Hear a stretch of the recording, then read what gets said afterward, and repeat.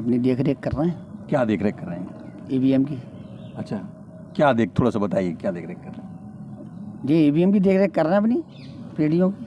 अच्छा, यहाँ से पता चल जाता है क्या हो रहा है क्या नहीं हो रहा है? कैमरे लगे हुए हैं, कैमरे पे लग बैठे हैं, सब दिखता है उसमें, सब गैलरी गेट वगैरह सब चीज़ दिखती है। जैसे लोगों का कहना है, कई कैंडिडेट्स का कहना था पहले कि भाई ईवीएम की बजाय मतलब पर्चियों पर वोटिंग कराई जाए, तो यहाँ ईवीएम में कुछ आपको कुछ लगता है क्या? लगता है इसलिए तो बैठे हैं। अच्छा, अभी आपकी निगरानी में कुछ नहीं होगा? नहीं, ओके है सब, अभी ओके, कोई दिक्कत वाली बात नहीं है। सर नमस्कार, नमस्ते। क्या चल रहा है? क्या चल रहा है? बैठे हैं, आपसे बात कर रहे हैं। आप क्या पूछना चाह रहे हैं बताओ। वो आप बताइए, आप कैसी निगरानी कर रहे हैं और क्या देख रहे हैं? निगरानी भी कर रहे हैं, इसमें मशीनें रखी हैं जिसमें हमने वोट डाले हैं में, वो अंदर रखी है, इसमें ये लगा रखे हैं कैमरे। अब अंदर कोई नहीं जाए, बाहर आ रहा है अंदर जा रहा है, या बिल्कुल क्या अंदर हो रहा है या गलत ना हो, इसके लिए बैठे हैं। मतलब बाहरी रूप से यहाँ पर जो प्रवेश द्वार है, एग्जिस्ट है, उसकी निगरानी आप कर रहे हैं। टेक्निकली आपको समझते हैं इसमें? अभी तो यही समझते हैं कि ताला कैसे खुलता है, बंद होता है, कौन चुपचाप गया, कौन बाहर आया चुपचाप। अच्छा, ये दिख रहा है। ये सारी चीज़ें आप देख रहे हैं। ये मतलब जो आईटी से संबंधित चीज़ें उसमें कुछ नहीं समझते आप? नहीं तो समझते तो नहीं अभी, बस मैं वही बता रहा हूँ। आप प्रवेश करना और निकलना, ये दोनों चीज़ों को समझ रहे हैं, ये निगरानी कर, यही हमें समझना है। बस, बाकी और कोई दिक्कत नहीं है आपको? कोई दिक्कत नहीं है, बाकी दिक्कत होगी वो बाद में बताएंगे जब। तो आप किस कैंडिडेट के प्रतिनिधि हैं?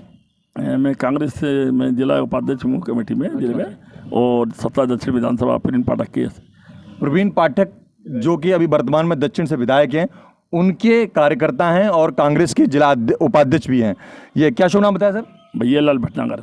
भटनागर साहब हैं। अब भटनागर साहब के अलावा हम बात करते हैं, एक सज्जन और बैठे हुए हैं। सर नमस्कार, कैसे बैठे हुए हैं सर?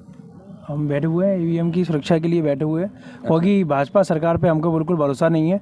जैसा कि आपने अभी 1-2 दिन पहले सीपरी पौड़ी विधानसभा में आपने देखा होगा, कब्रिस्तान के अंदर 3 ईवीएम गाड़ी के अंदर पाई गई थी।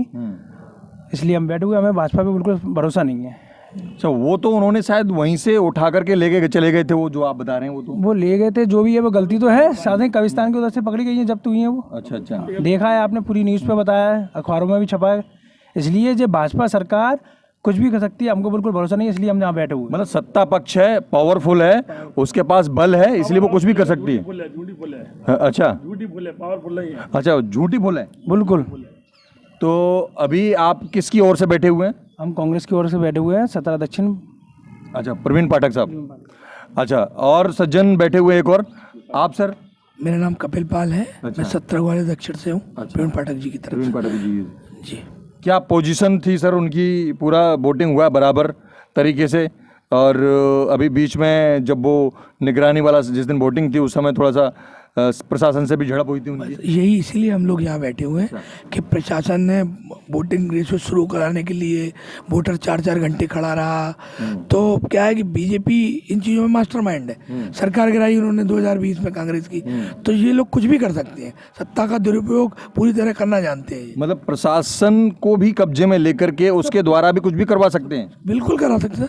वहाँ वोटिंग शुरू हुई और विधायक जी वहाँ नहीं जाते, तो वो जो वोटिंग 9:30 बजे तक अवाड़ापुरा में हुई है, उस वोटिंग का रेशो बहुत कम रहता।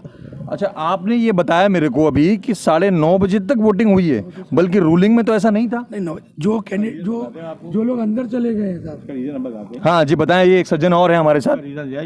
उसमें नियम जो है, जो बाउंड्री के अंदर जितने भी अगर वोटर डालने वाले बाउंड्री के अंदर होए, चाहे वो 9 बजे या 10 बजे, वोटिंग तो उनको कराना पड़ेगा। अच्छा, एक बात और, बिल्कुल ये रूल है कि जो कैंपस के अंदर आ गए वो व्यक्ति, चाहे वो कितने भी हो, 100 हो, 200 हो, 500, जब तक वोटिंग खत्म नहीं हो जाती, जब तक उनको कंप्लीट करा के नहीं भेजते।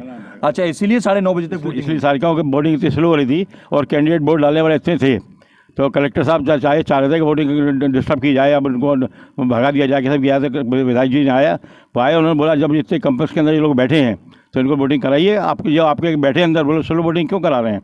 उनका कारण यह है। नहीं, आप जो बता रहे हैं कलेक्टर साहब, तो वो तो प्रशासन के अधिकारी हैं, उनका तो जो ड्यूटी बनती है वो करेंगे। उनको बुलवाया गया ना। अच्छा, जो अंदर बैठे थे बोले बहुत स्लो चला रहे थे, तो इसलिए विधायक जी ने उनको बुलवाया अधिकारी को बोलो ऐसा आप ये देखिएगा, व्यवस्था देखिए, इतना टाइम है, 6 बजने वाले और कैंडिडेट इतने खड़े हैं वोट डालने के लिए, तो आप व्यवस्था बनाइए। ये एक सज्जन और हैं हमारे साथ। रीज़न यह है, जब उसमें नियम जो है, जो बाउंड्री के अंदर जितने भी अगर वोटर डालने वाले बाउंड्री के अंदर हों, चाहे वो 9 बजे या 10 बजे, वोटिंग तो उनको कराना पड़ेगा। अच्छा, एक बात और, बिल्कुल ये रूल है कि जो कैंपस के अंदर आ गए वो व्यक्ति, चाहे वो कितने भी हों, 100 हों, 200 हों, 500, जब तक वोटिंग खत्म नहीं हो जाती, जब तक उनको कंप्लीट करा के नहीं भेजते।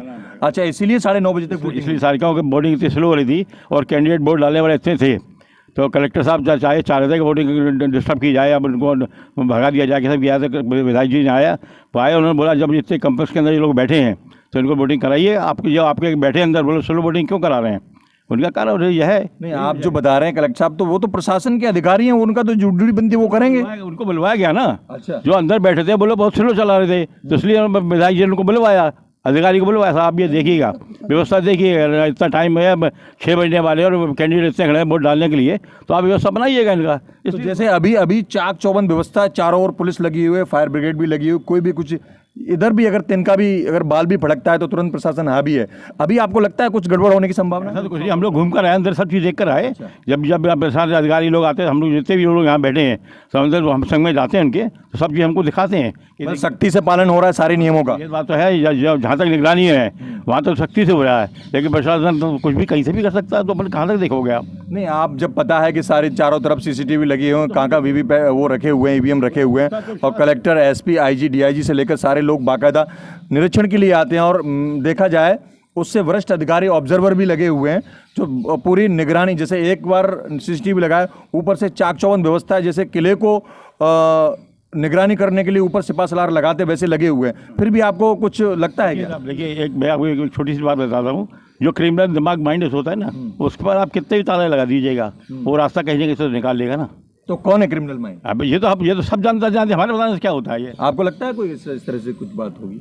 क्रिमिनल माइंड क्या है? ये माइंड इनका खुरापाती माइंड है बीजेपी वालों का। अच्छा। और जितना बोले हैं ना, पुलिस प्रशासन या कलेक्टर पुलिस लगी है, सारी लगी है, ये सारे उनके तो है ही ना। ये शासन प्रशासन नहीं, तो सत्ता पक्ष में चाहे कांग्रेस हो, बीजेपी हो, आरजेडी हो, कोई भी हो किसी भी देश में, तो वो तो अपने प्रभुत्व तो रखता है, वो तो रखता है, लेकिन कांग्रेस तो सब में संघर्ष गलत काम नहीं करती। कांग्रेस पार्टी गलत काम नहीं करती, ना ही वो सब उसमें रहती है, मर्यादा में रह काम करती। तो आपको बेसब्री से 3 तारीख का इंतजार है? 3 तारीख का इंतजार है, हमारी तैयारी भी है, सब ढोलता से मिठाई बोलते। अच्छा, आप मतलब पहले से ही कंप्लीटली मान चुके हैं कि फिर से विधायक बन रहे हैं? सरकारी भी बन गई हमारी। अच्छा, देखिए, एक कांग्रेस के उपाध्यक्ष हैं भटनागर साहब, उन्होंने ऐलान भी कर दिया कि सरकार हमारी बन रही है। अब ये तो समय बताएगा कि सरकार किसकी बनेगी। एक सज्जन और रह गए हमारे, एक और इनसे भी बात करते हैं। भाई साहब, जरा इनसे भी बात करते हैं, क्या लगता है सर? सरकार बन रही है और दक्षिण से हम 6 सीटें जीत रहे हैं ग्वालियर की। अच्छा, कुछ थोड़ा नहीं मिलने दोगे? थोड़ा भी कुछ नहीं, क्लीन स्वीप। क्या नाम है आपका? सुरेश पाल। सुरेश पाल साहब हैं, इन्होंने बोला है कि सुबड़ा साहब वाली स्थिति लेके चल रहे हैं, कुछ मिलने नहीं देंगे। कुछ नहीं, 6 सीटें आ रही हैं प्रदेश में? ग्वालियर की प्रदेश में सरकार बन रही है, 30 सीटें आ रही हैं आपकी? कांग्रेस की 30, यहाँ से 130 सीटें टोटल आ रही हैं।